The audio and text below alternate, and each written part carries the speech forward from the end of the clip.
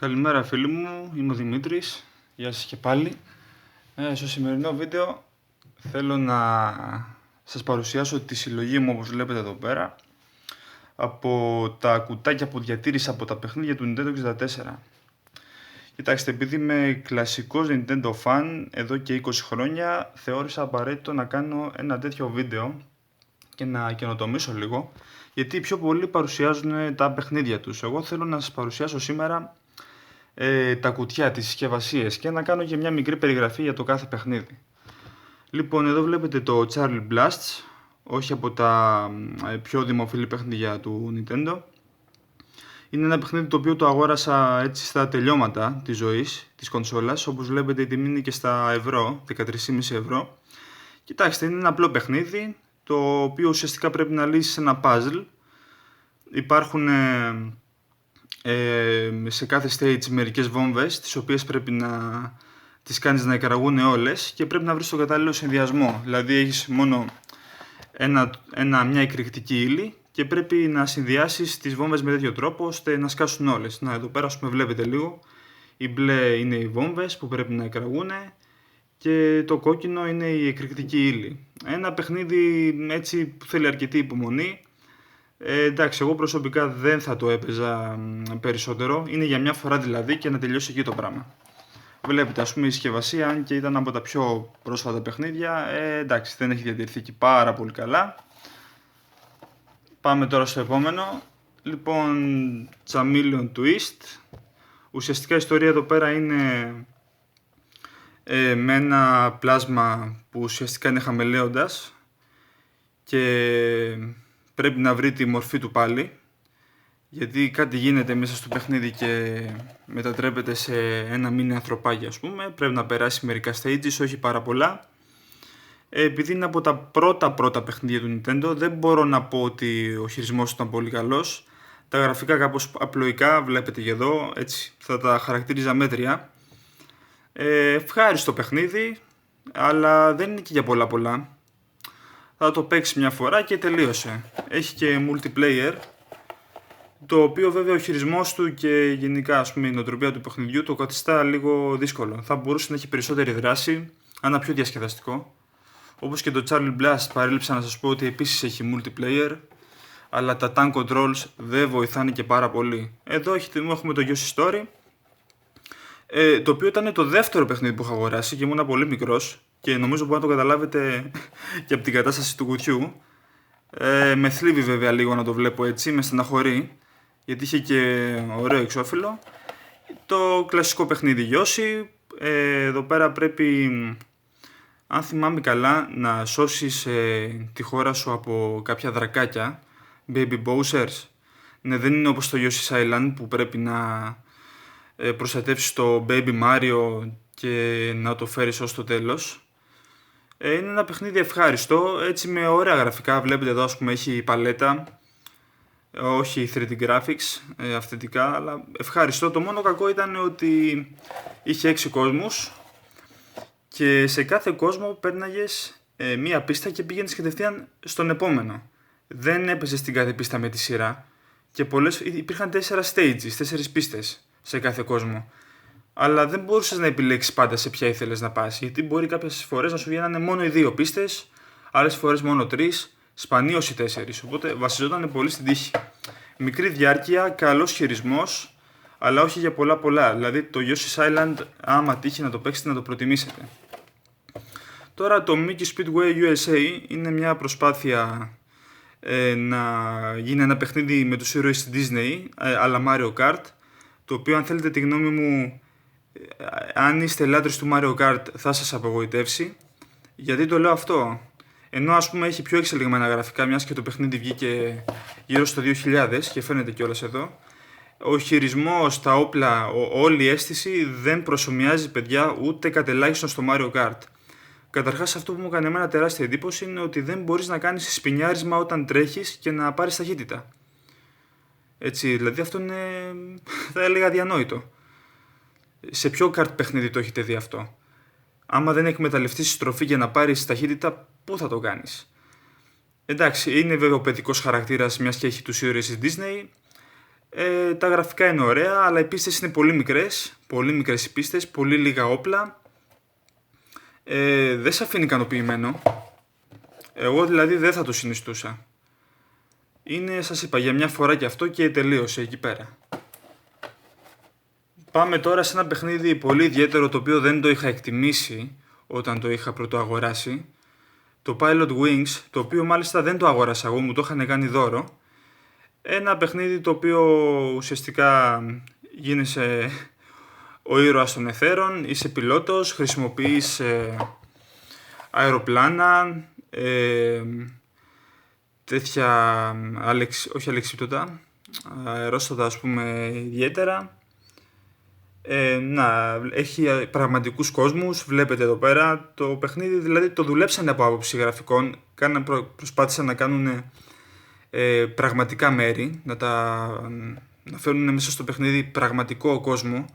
Βλέπετε εδώ πέρα ας πούμε τον βράχο με τα πρόσωπα, που είναι και ο Μάριο εδώ, το άγαλμα της ελευθερίας, η δίδυμη πύργη εδώ πέρα.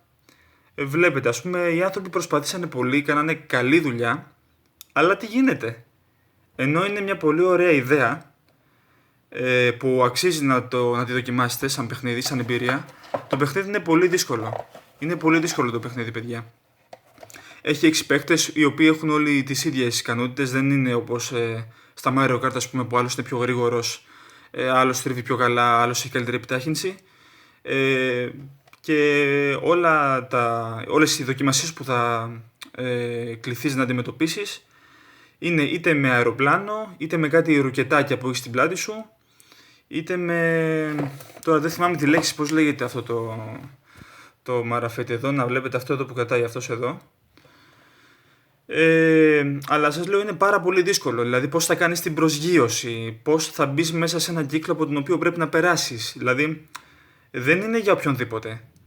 Δεν είναι για οποιονδήποτε το παιχνίδι. Και είναι παιχνίδι που παίζεται, που θα το παίξει μόνος σου. Δεν έχει multiplayer. Αν θέλεις τώρα να παίξεις το παιχνίδι έτσι για να εξερευνήσεις το χώρο, και αυτό αξίζει και αυτό είναι ωραίο. Δηλαδή θυμάμαι πολλές φορές δεν έπαιζα, δεν έκανα το campaign που μου έβαζε το παιχνίδι, απλά εξερευνούσα έτσι το χώρο, γιατί δούλεψα τα γραφικά και ωραία τα δούλεψα. Πάμε τώρα σε ένα από τα αγαπημένα μου παιχνίδια. Μπαίνουμε στις πλατφόρμες, Tonic Trouble, Ende ο Εξωγήινος. Το παιχνίδι, όπως βλέπετε παιδιά, και από το εξώφυλλο είναι λίγο παραπληγικό και φαίνεται και όντως είναι. Είσαι αυτός εδώ ο πράκτορας ο οποίος από μια περισκεψία απελευθερώνει αυτό το μαγικό φίλτρο και όλο το σύμπαν τρελαίνεται, τρελά καρότα, τρελές ντομάτες, τρελές αγελάδες, ένας χαμούλης, και πρέπει να αντιμετωπίσεις όλο αυτό το πανικό. Ωραία stages, αν και λίγα, μικρή διάρκεια. Το παιχνίδι έχει χιούμορ, το οποίο βέβαια αποδίδεται όσο καλά μπορεί να αποδοθεί σε ένα παιχνίδι που δεν έχει ζωντανούς διαλόγους και έχει μόνο γραπτό κείμενο. Ευχάριστοι αντίπαλοι, ωραία bosses, το alter ego εδώ πέρα, ένα πανίσχυρο sed. Πολύ ευχάριστο παιχνίδι. Εγώ δηλαδή το έπαιξα αρκετές φορές. Θα σας το συνιστούσα. Ήταν ένα demo ουσιαστικά για το επόμενο παιχνίδι, το beta version του Rayman 2, γιατί αυτά βγήκαν αλλαπάλληλα. Μετά από ένα χρόνο βγήκε το Rayman 2, το οποίο έχει γίνει κλασικό και είναι ένα παιχνίδι άψογο για μένα, άψογο, εκπληκτικό, καταπληκτικό παιχνίδι. Θα του βάζα 5 αστέρια, 22 stages απολαυστικά, πολύ καλοί ήρωες, πολύ καλά bosses, κόσμοι. Έχει μια μαγευτική, θα έλεγα έτσι, αίσθηση το Rayman 2. Δεν έχει το χιούμορ του Tonic Trouble. Πολύ ωραία stages, δηλαδή σου κρατάει μια ευχάριστη παρέα. Εγώ ήθελα να το παίξω δηλαδή και δεύτερη φορά. Θα σας το συνιστούσα ανεπιφύλακτα. Ακριβό βέβαια, στις 22.000 δραχμές περίπου, που το οποίο ήταν λεφτά τότε. Δεν είναι εφικτό να σας το δείξω. 22.000 δραχμές. Pokemon Snap, το οποίο το πήρα και αυτό στα τελειώματα του Nintendo. 13,5 ευρώ. Ουσιαστικά φωτογραφίζεις Pokemon, πρέπει να βγάλεις όσο καλύτερες φωτογραφίες μπορείς, να επιστρατεύσεις όλο το ταλέντο.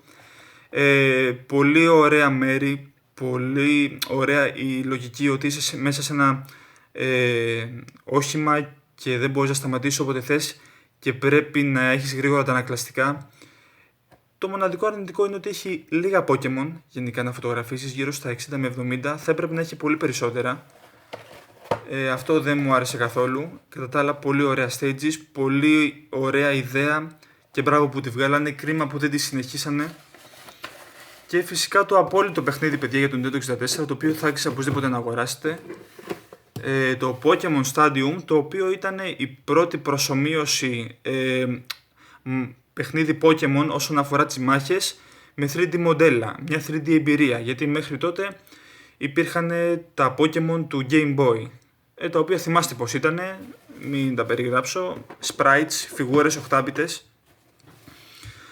Θεωρώ ότι το παιχνίδι ήταν πάρα πολύ καλό, είχε όλα τα Pokémon, το έφτιαξε το Hall Laboratory, ένα στούντιο της Nintendo, το οποίο έκανε εξαιρετική δουλειά, παιδιά, γιατί και αυτό θέλω να σας το πω, οπωσδήποτε. Φτιάξανε ειδικές φωνές για τα Pokémon αυτού του παιχνιδιού, παιδιά. Δεν πήραν τις φωνές έτοιμες από το παιχνίδι του Game Boy, φτιάξανε ρεαλιστικές φωνές, το οποίο είναι respect, έτσι. Γιατί η Genius Sonority που έκανε τα Pokémon Colosseum πήρε τις φωνές ακριβώς όπως ήταν και τις κόλλησε εκεί πέρα. Πολύ άστοχο κατά τη γνώμη μου. Πολύ ωραία απόδοση των Pokémon, οι κινήσεις τους, το πώς συμπεριφέρονται όταν δεν κάνουν επίθεση, οι κραυγές που βγάζουν κάποιες φορές. Οι επιθέσεις ήταν εξαιρετικές, ήταν πάρα πολύ ωραίος ο τρόπος που φαινόταν το Ice Beam, το Blizzard, όλα αυτά, το Fire Blast. Και εκτός φυσικά από τις μάχες, είχε και κάποια mini games πολύ διασκεδαστικά, που οι φωνές ήταν από το anime. Γενικά ένα ολοκληρωμένο παιχνίδι, εντάξει, αν εξαιρέσει το γεγονός ότι οι πιο πολλοί τότε θέλαν μια εμπειρία της περιπέτειας, κανονικά να πιάνεις το δικό σου Pokémon, να το εκπαιδεύεις. Και το μόνο αρνητικό είναι ότι δεν μπορείς να πας πολύ μπροστά σε αυτό το παιχνίδι, να το ολοκληρώσεις, αν δεν έχεις δικά σου Pokémon από το Game Boy. Εγώ δηλαδή μετέφερα τα δικά μου Pokémon για να μπορέσω να ολοκληρώσω το παιχνίδι, γιατί σε κάποιες περιπτώσεις πραγματικά είναι πολύ δύσκολο. Έτσι, δηλαδή τα Pokémon των αντιπάλων είναι ισχυρότερα από την άποψη ότι είναι πιο γρήγορα, έχουν πιο καλά defense. Όλα αυτά. Λοιπόν, και θα κλείσω το βίντεό μου. Θέλω να σας πω ότι θα το ξεχώριζα αυτό το παιχνίδι μαζί με το Rayman 2. Θεωρώ ότι είναι τα καλύτερα παιχνίδια που είχα αγοράσει. Είχα και άλλες συσκευασίες, τις οποίες δυστυχώς τις έχασα, γιατί είχα και άλλα παιχνίδια όπως Mario Party. Αλλά νομίζω, παιδιά, και μόνο που διατήρησα όλα αυτά δεν είναι και λίγο. Αν σκεφτείτε ότι είχα το μηχάνημα αυτό από τα 7 μου χρόνια. Λοιπόν, ελπίζω να σας άρεσε το βίντεο. Κάντε τα comments αν θέλετε, αν είστε λάτρεις του Nintendo ή αν δεν είστε. Περιμένω τις εντυπώσεις σας. Σας χαιρετώ. Καλή συνέχεια.